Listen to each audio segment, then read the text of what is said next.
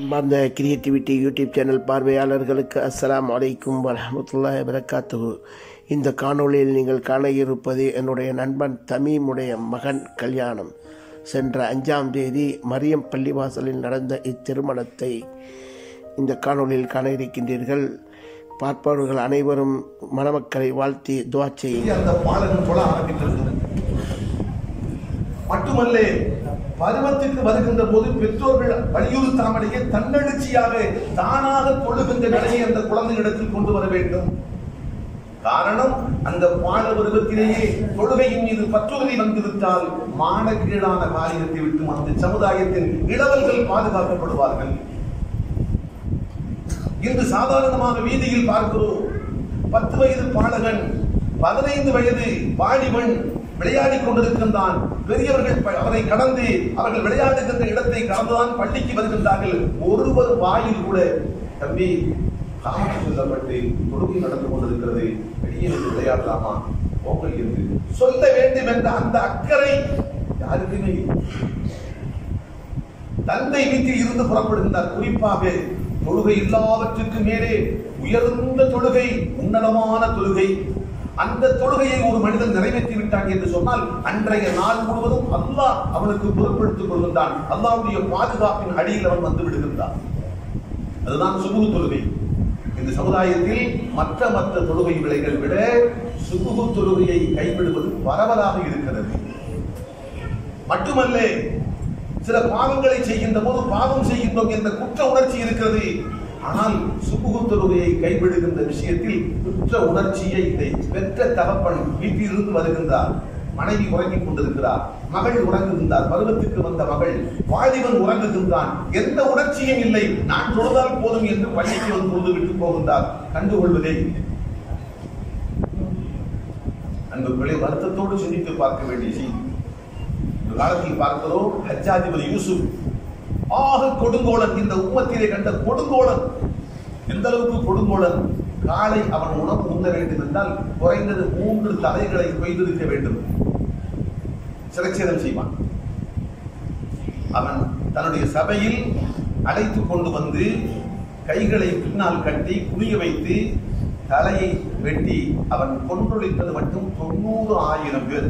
இதில் தாபிஈன்கள், பெரும் தாபிஈன்கள் எல்லாம் அடங்குவார்கள். சயீத் இப்னு முஸய்யிப் ரஹ்மத்துல்லாஹி அலைஹி அவர்களால் படுகொலை செய்யப்பட்டவர்கள், மிகப்பெரிய ஹதீஸ் விற்பனர். ஒரு சந்தர்ப்பத்தில் அது போன்ற ஒரு நல்லடியாரை கொலை செய்வதற்காக வேண்டி சாலிம் பின் அப்துல்லாஹ் இப்னு உமர், ஹஜ்ரத் உமர் ரலியல்லாஹு அன்ஹு அவர்களின் பேரன் சாலிம் ரலியல்லாஹு அன்ஹு அவர்கள் கையிலே வாளை கொடுக்கின்றான். இதோ இவருடைய கழுத்தை வெட்டியது. யார் சொன்னது? ஹஜ்ஜாஜ் இப்னு யூசுப். ஆனால் இவர்களுக்கு தெரியும், யாரை வெட்ட சொல்கின்றானோ அவர் நிரபராதி, அவர் கொலை செய்யப்படுவதற்கு, மரண தண்டனை நிறைவேற்றப்படுவதற்கு உரியவர் அல்ல என்று தெரியும். ஆனால் நான் அந்த காரியத்தை செய்ய மாட்டேன் என்று மாட்டினால் இவர் தலை உறுதியிலே. அந்த நிலையில் அவர்கள் ஒரு வேலை செய்தார்கள். தன்னை தற்காத்துக் கொள்வதற்காக அநியாயமாக ஒரு நிரபராதியை கொல்லக்கூடாது, அதே சமயத்தில் கொல்லவில்லை என்ற குற்றத்துக்காக தான் கொல்லப்பட்டு போகக்கூடாது. இதற்கு என்ன செய்யலாம்? பக்கத்தில் சென்றார்கள். யாரை கொல்ல சொன்னானோ ஹஜ்ஜாஜ் இப்னு யூசுப் அவரிடத்தில் கேட்டார்கள், சுபுஹ் தொழுகை இந்த ஜமாஅத்தோடு தொழுதீர்களா?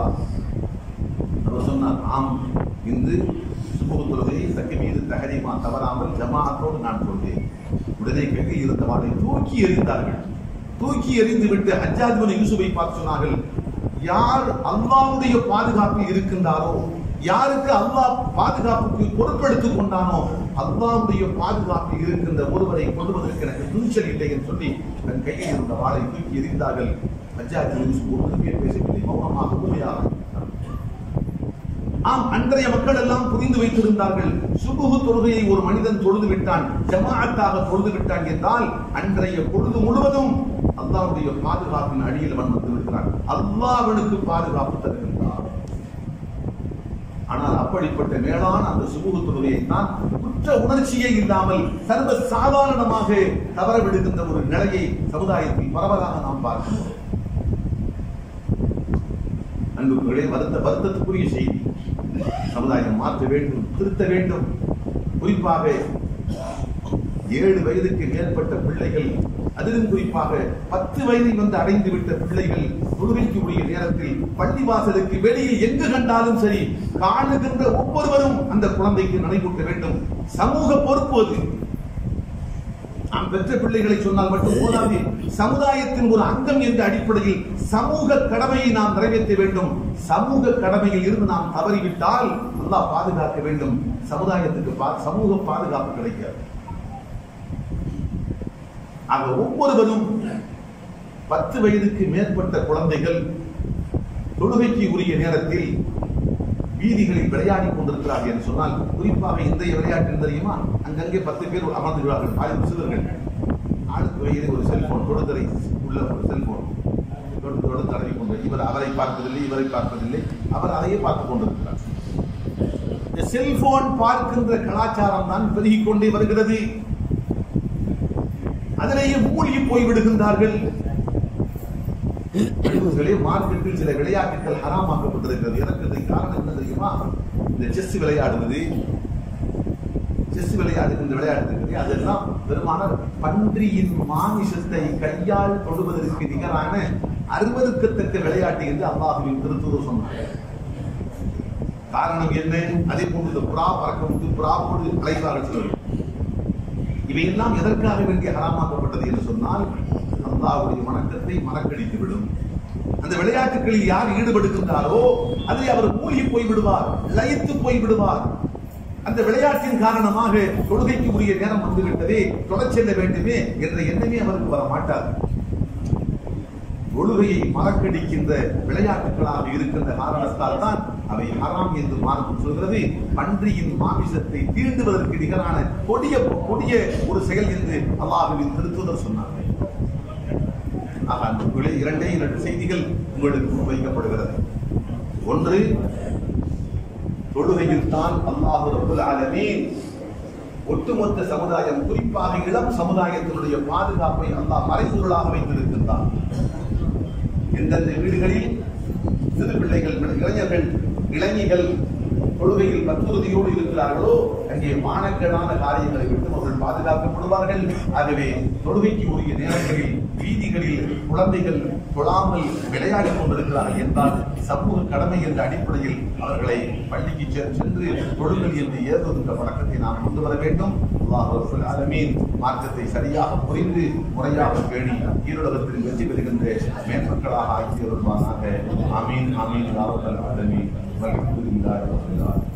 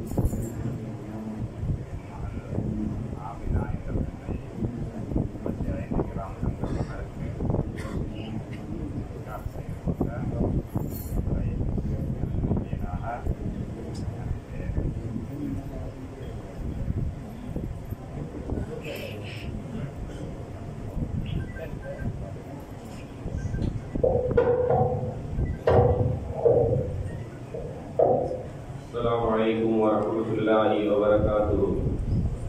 புனிதமான சுன்னத்தான நிக்காஹுடைய நிகழ்வுக்கு வருகின்றிருக்கக்கூடிய அனைவர்களையும் மணமக்கள் வீட்டார் சார்பாகவும் சவுண்டுல் இஸ்லாம் சங்கம் சார்பாகவும் மரியப்பள்ளி பள்ளி நிர்வாகத்தின் சார்பாகவும் வருக என்று வரவேற்று இந்த நிக்காஹுடைய நிகழ்வை ஆரம்பம் செய்கின்றோம். அல்லாஹ் இந்த மணமக்களை இரு உலகிலும் வெற்றி பெற்றவர்களாக அல்லாஹ் செய்யுங்கள்.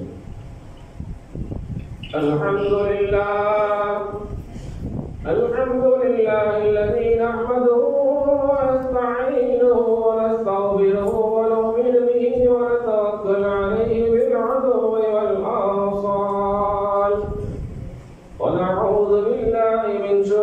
أنفسنا ومن سيئات أعمالنا من يهده الله فلا مضل له ومن يضلل فلا هادي له ونشهد أن لا إله إلا الله وحده لا شريك له ونشهد أن سيدنا ونبينا مولانا محمدا عبده ورسوله أرسله بالهدى ودين الحق ليظهره على الدين كله ولو كره المشركون صلى الله على سيدنا محمد وعلى آله وأصحابه أجمعين أما بعد أوصيكم عباد الله وإياي أولا بتقوى الله وقال الله تعالى في القرآن العظيم بسم الله الرحمن الرحيم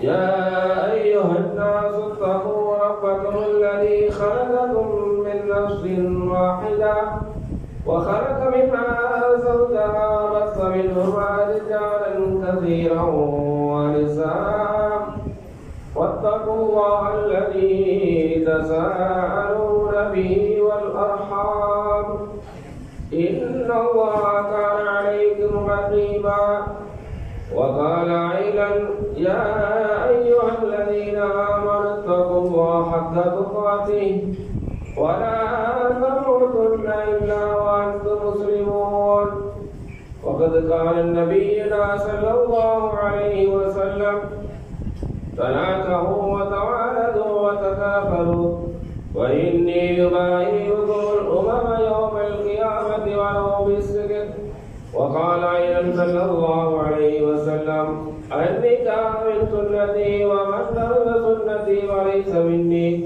وأقول قولي هذا أستغفر الله العليم لي ولكم وأستعفي عني وعنكم وعن جميع المسلمين والمؤمنين أجمعين فاستغفروه إنه هو الغفور الرحيم.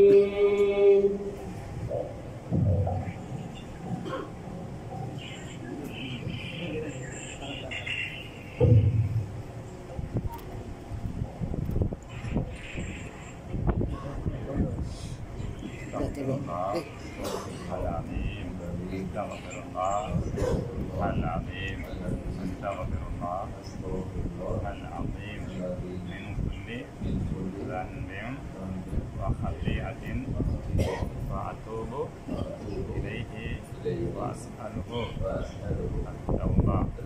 بسم الله والحمد لله والصلاة والسلام على سيدنا محمد بن عبد الله صلى الله عليه وعلى آله وصحبه وسلم.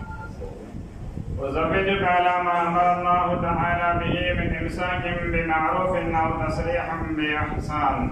أنكحتك آمنة بنت كمال الدين بصداق مبلغه 35 غراما من الذهب وكيلا عن أبيها بشهود حضور المجلس الكريم. قبلت نكاحها وتزويجها بهذا الصداق المذكور ورضيت به وبها. ஜனாப் கமாலுத்தீன் அவர்களுடைய மகளார் ஆமினா என்ற பெண்ணை 35 கிராம் தங்க மகருக்கு அந்த பெண்ணுடைய தகப்பனார் இடத்திலே வக்காலத்து பெற்று சங்கைக்குரிய இந்த சபையோர்கள் சாட்சியாக உங்களுக்கு நான் நிகாஹ் செய்து சேர்த்து தந்தேன். சொல்லப்பட்ட 35 கிராம் தங்க மகருக்கு நீங்கள் நிகாஹ் செய்து சேர்த்து தந்த கமாலுத்தீன் அவர்களுடைய மகளார் ஆமினா என்ற பெண்ணை மனப்பூர்வமாக ஒப்புக்கொண்டேன், கபூல் செய்தேன். ஜனாப் கமாலுத்தீன் அவர்களுடைய மகளார் ஆமினா ஆமினா என்ற பெண்ணை 35 கிராம் தங்க மகருக்கு அந்த பெண்ணுடைய தகப்பனார் இடத்திலே அனுமதி பெற்று சங்கை கூறிய இந்த சபையார்கள் முன்னிலையிலே நான் உங்களுக்கு நிக்காஹ் என்னும் ஒப்பந்தம் செய்து சேர்த்து தந்தேன். சொல்லப்பட்ட 35 கிராம் தங்க மகருக்கு நீங்கள் நிக்காஹ் செய்து சேர்த்து தந்த ஆமினா என்ற பெண்ணை மனப்பூர்வமாக ஒப்புக்கொண்டேன், பொருந்திக் கொண்டேன், ஏற்றுக்கொண்டேன். ஏற்றுக்கொள்கிறேன்.